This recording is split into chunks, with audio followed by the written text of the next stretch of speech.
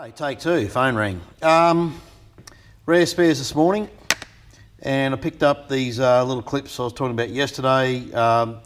These are the ones that go around the input rod from the exterior door handle down to the lock mechanism in the door. And as you can see, it's a fold-away piece. It has thread in it. I don't know if you can't see that. So it just folds up on itself, does click in, but doesn't really want to hold. I'll probably move it down to there, where the old mark was, it's where the other one is. And these are the only two applications for that little device on the car. The rest of them use the this style here. There we go. There's a piece I prepared earlier. Oh, it's off the car. I got bits off in Victoria. These little devices. So if you can find an old XABC wreck and you're doing one of these old cars, these little bits and bobs are just invaluable, you know. So get them. It's my advice. So battery retainer, because mine was crap. I was talking about these. These are the straps to hold the wiring loom and bonnet release cable in the engine bay. That's a gasket for one of the external mirrors. I'm missing one with new hardware, which I don't need, but I'll use it.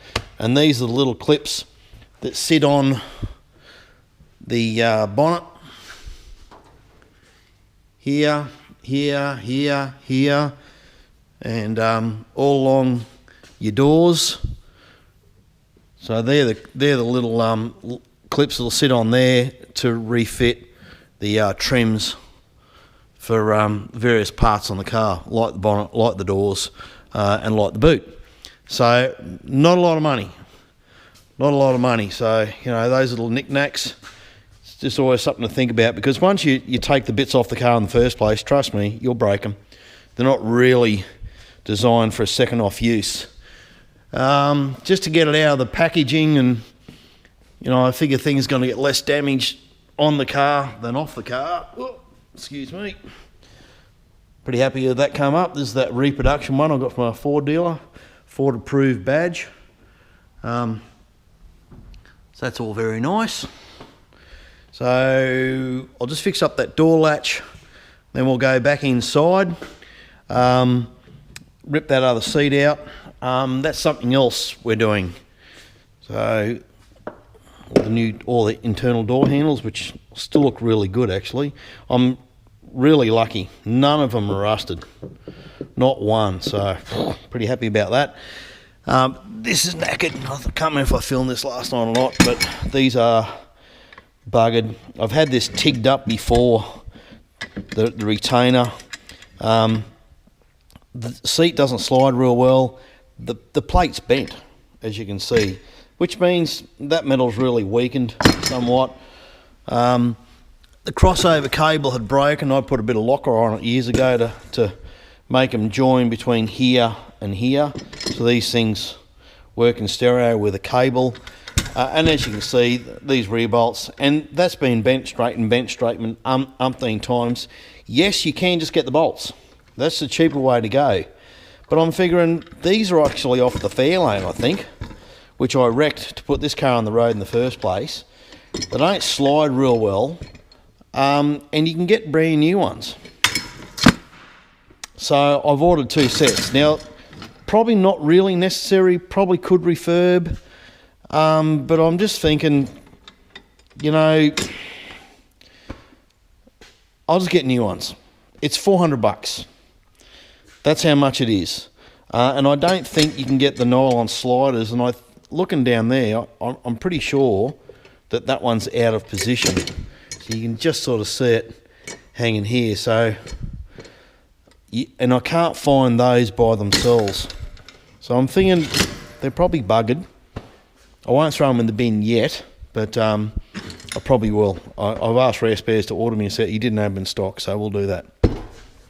And that's about it. So then, I don't know how good this is going to look. There's a heap of sun just coming through right on the bench at the moment. But anyway, I just thought I would just show this, and it just sort of shows how the XC dashes were assembled. So I've taken all the screws out for the metal frame, which also is in several pieces. So right hand, left hand. That's the little glove box down the driver's side. 2 upper braces. It's quite a complicated piece. And then you got what we might call the major spine. If you can see that coming out. Now, you can see that there. These little screws are hidden. And just, if you're going to pull one of these things apart, take your time. There is just so many bits. So we'll just put that down. G'day, champion. You know, you like his Kong with his peanut butter, don't you, buddy? All right. Oh, excuse me. And now it really exposes just... Oh, you're helping, are you, mate? Good boy. All right. Just how bad the damage is to the thing. So that piece there is broken out. That snapped through. That snapped through. That snapped through. Gee golly. Feels like there's a break in here. There's a piece missing out of there, so I'm going to have to manufacture that. Obviously a big piece missing out of here, and that's cracked all the way through. That's broken off there. So, I mean, I think a lot of people consider this unrepairable, but, or irreparable? Irreparable, better English. But I don't have a choice. So, we're just gonna have to do it. So I'll be using metal set. So, like I said before, recover as many of these bits as you can. I did that with the indicators and they come up well, and you can just see, you know, just how fragile these old things are. But I expect it to come together.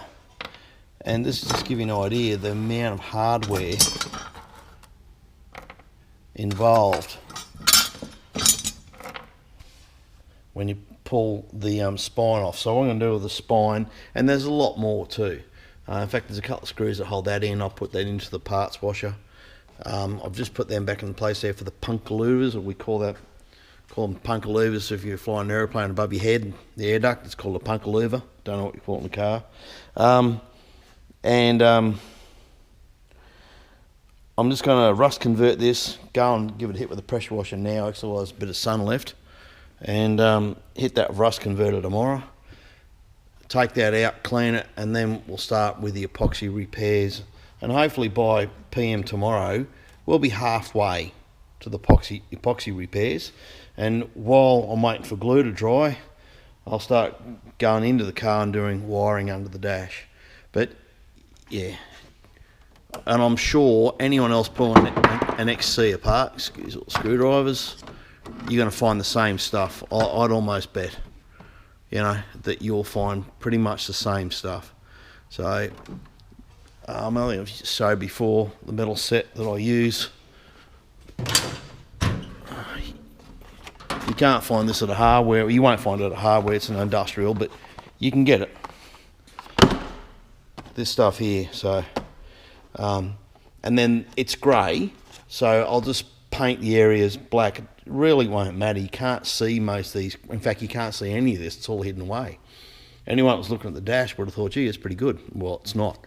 Barry Crockett, it's like the car. I'll go back to the photos of the car. That was before I started working on it, just before I started working on it. It looked really good. It really wasn't. So, anyway. What you doing, little boy? Hey? Oh, buddy. Alright, we've got Thor helping us today. Just you, hey, Thor? It's a miserable cold day. We've got the furnace going on in the shed. Hey? And the rest are all inside, wimping out. Alright. So this is stage 2 of the plastic repairs, and it looks god awful. But look, it'll do the trick. There's just so many cracks. It's just ridiculous. I just thought I'd show you what I'm doing here. So you see that's still soft. This is the first fill.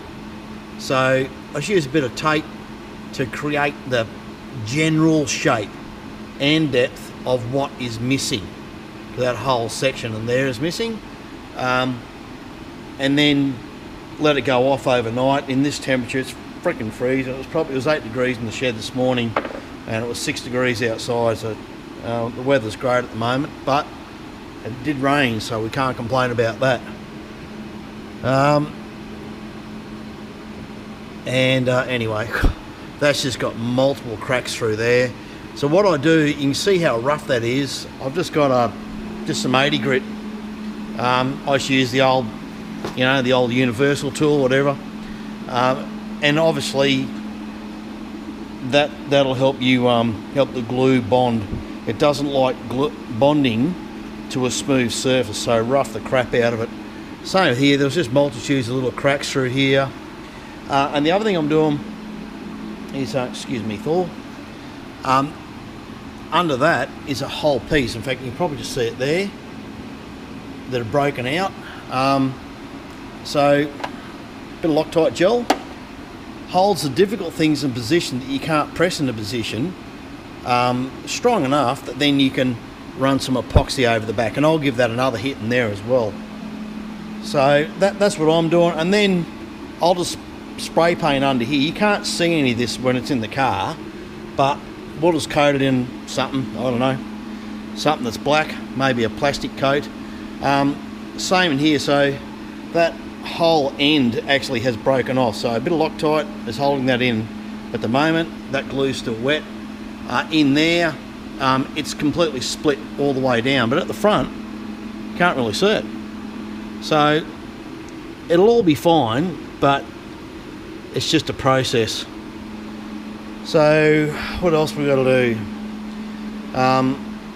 We've got to spray paint the rusty bits. The other one's outside, so it got cleaned last night. I'll just do that in the parts washer.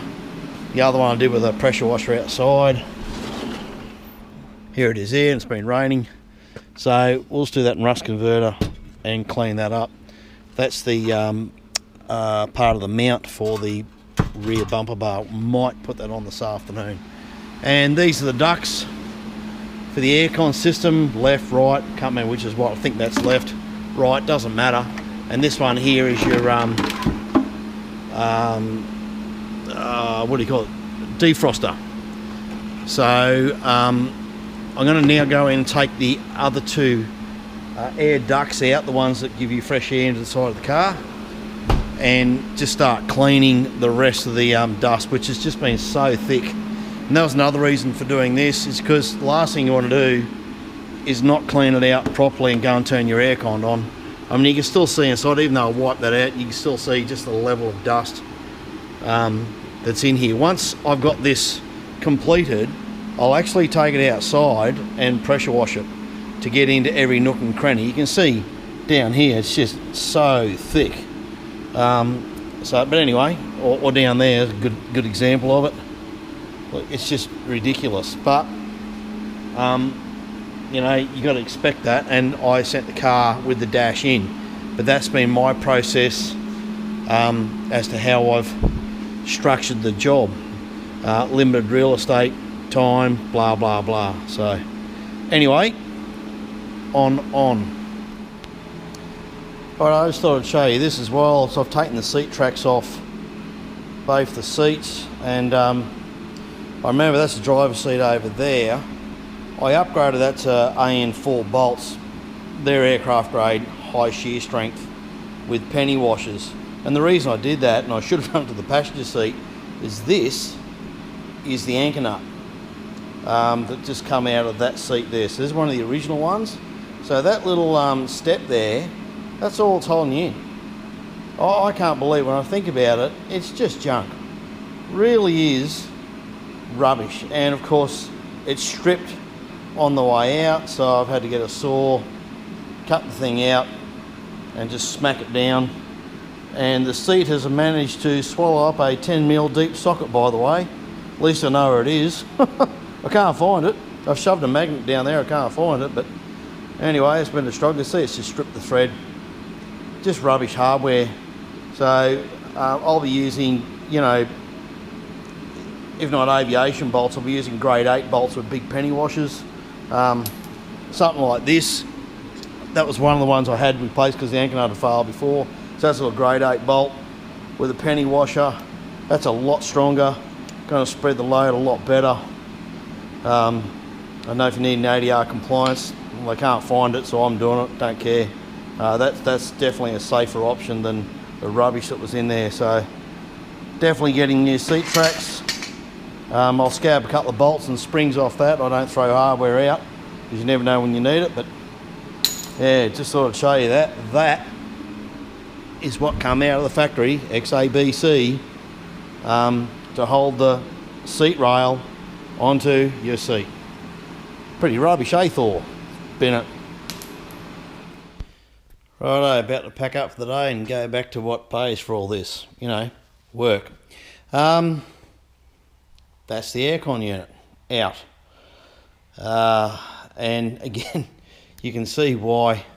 If I had my time over, really, I would have taken all the dash and everything out, but then I'd be having the pile of stuff. As you can see, there's the dash, plastic, if you will, the aircon unit, all the aircon ducts, the crash pad, so on and etc. More stuff lying around the shed while I was rebuilding the engine and the gearboxes down there. So it was a real estate issue for me. I've got a bunch of other cars and stuff going on, so I can't do everything. Everyone will have their own different structure. So if I had my way again, I'd certainly have all this removed. The other thing is, another reason why I'm going to this length is this is just junk, this old stuff. But it's got a good cardboard template, so I'll get some new, more high quality gear, and I'll go through and replace every last bit of foam because it's just rotten, as you'd expect. As you can see, that's foam. It just wipes away, so it's completely knackered. And this is the left hand recirc vent box, and again, all the foam rubber seal is just completely gone. So we need to get some new stuff that's going to last, and I need to put some tape over them. The aircon works just fine in this car. In fact, I think I stated in a previous bit of footage I did that I had a professional come and degas it because the fine for just letting it go was huge, and it only cost me $70 to get him out of here with his device and suck the gas out, and he gets to recycle the gas because there's nothing wrong with that. So we're down into the car, and she's bare bones pretty much. There's nothing left. So like I said, we'll pull all that out. There's one more at the airbox over there. I'll pull that out. I've never pulled that one out, so we'll have a good look there. And you can get up inside, and we can see inside the plenum, and you can see that the car is just really good. Structurally, this thing is just really freaking good. The top side of it, we didn't do any rush repairs there because there was none needed. So that's where we're at. Unfortunately, I won't be able to play for a few days, but life gets in the way of fun. Might look daunting, but that's just the car loom. And another thing I want to do here is I've done some mods. For example, this relay here. In my frustration of trying to get the power windows to work, not knowing that the switches can be pulled apart. Again, Peter Anderson, who's doing one of these cars as well, managed to pull them apart, and I've now done the same. Job done. So I'm going to remove this and rebuild this loom back to factory. Wherever I've installed something else, I'll get rid of it and we'll go back to factory. So anything that's an auxiliary, e.g. the ignition system looms, that's the ICE ignition, the controller and the voltage booster and all the rest of it. This here is for the cruise control. That will all get powered via the relay box that I've bought. So that's where that thing's going to come in. So the original wiring for the car will be as it was, but then we will build up this box. So there's 10 relays in here, just a bunch of connectors, and that'll be ditto for the new central locking. It's the second one because he ate the last one. But anyway, didn't you, mate? Thanks, buddy. And this relay box here. So as you can see, all the relays go into there, run a bunch of wires to it. Ditto the Holy Sniper, except for the main power to the Holy Sniper. They're pretty insistent that that thing gets powered directly off the battery. Something I didn't want to do because I didn't want more wires hanging off the battery terminal. So they show that they've got a battery of terminals on the side of it, so they're hidden away. Anyway, look, we'll get to that as well. Other things I've been thinking about is I've got to make up a bracket to fit the cruise control actuator, because I used to mount it to these two holes here. Tacky, doesn't look good. Really, I can't believe I didn't weld them in when I think about it. Too late now, we'll just leave that. But I need to come up with something a bit more professional for the cruise control. I think that's about it. I think we're beyond the halfway point finally. Just got to clean up the shed now and clean up all these old wires. I was going to bin all that and start again. I guess I need to take this out, and that's the whole thing. Bench space. I want to clean the fuse box up nice and get rid of all the last remaining bits of dust in the car, and then we start reverse engineering. And yes, I managed to fix up my stuff up from hell. When I put this sill in here, I'd taken the arse end loom, I guess you'd call it. So this has got all the tail lights and towing gear and all the rest of it. That's that loom. I'd welded it outside the C pillar, or the B pillar, sorry. So I had to, the way I did it was I numbered it 1, 4, 5, 8, and then this little red clip actually pop that out, and then these little tabs, you can see, well, maybe you can't, I don't know, the little tabs, bend them out of the way, and you pull each wire out individually. I just numbered them all, pulled them all out, and that allowed me to feed it through, because it wouldn't feed through with the plug still fitted, because it was too big to fit in through the pillar here. All right, time to pack up. Alright, progress is slow as usual, because work gets in the way of life, bugger it. Anyway, okay, we're down to the core of the airbox, and you can now see why I've gone to the trouble of pulling this thing apart and just make sure she's hunky-dory inside. Well, she's not. It's just not. So she's got a fair bit of rust. That couldn't be left. The heater box, or heater matrix exchanger, heat exchanger, there you go, it's a proper word. Just needs a good clean up. I don't think it looks too sad. It still had a bit of water in the hoses, but it's not leaking other than what was contained within it. 22 March 1978, so obviously made these things pretty much in time when the cars were being built. And just a little thing, you know, aren't we glad they don't make them like they used to? Look at that, that's out of manufacture. Look at the screw, straight into the fins. Good one. Anyway, and the hardware they put this together with was just junk. And I mean junk. I'll just move that little panel aside, so that sits over here, by the way. These screws here are nuts. So this is what held it all together. If you can see that. And these are these little cap nuts you more than likely see on badges, not holding something together, you know what I mean? And normally they're rubber inside.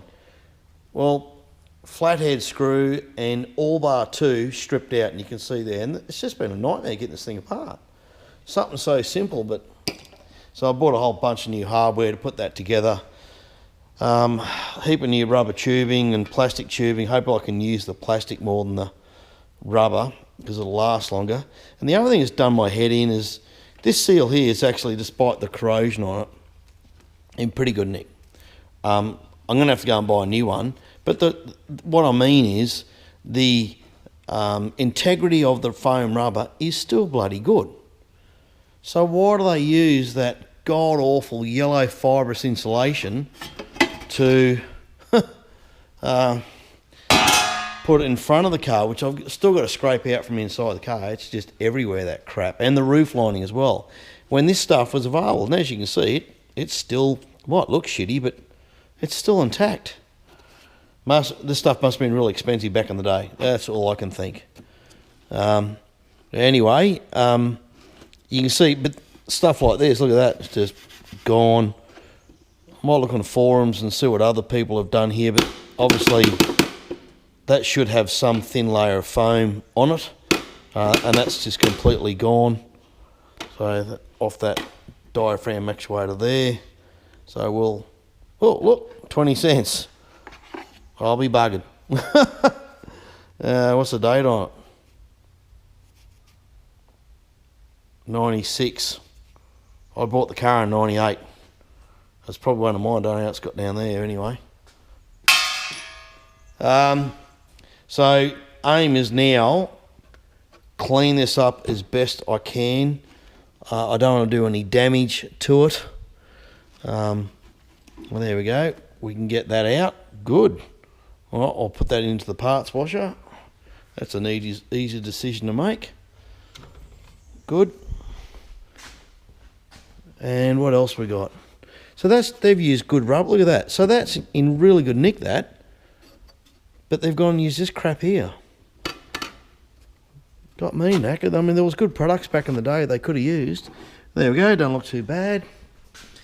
Now, that thermistor down there, I remember changing that, so that the first one smoked itself.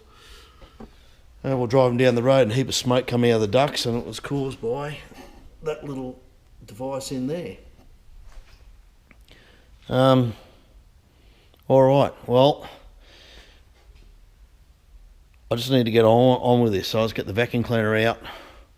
We'll peel this seal off. At least we have a template. I might just RTV it, to be honest with you. I don't really see a problem with using a nice big bead of RTV, because I'm not going to get another one of these. I'll see how it cleans up once we peel the tape off. Look at that, it still had the tape on it. Oh no, I might be able to use it and just, you know, reinstall it with RTV. It's probably what I'll do. I'll try and keep it intact as best as possible. Once we've done that, rust treat it. Probably pressure wash it carefully, low pressure, just to blow out the evaporator there. And we can start looking at putting this back together. I'll try and get the evaporator out. That's what I would prefer to do, because I don't really want to get the pneumatics wet. Mind you, I can take all that off, but I may have to yet. I may just have to do that yet. We'll see.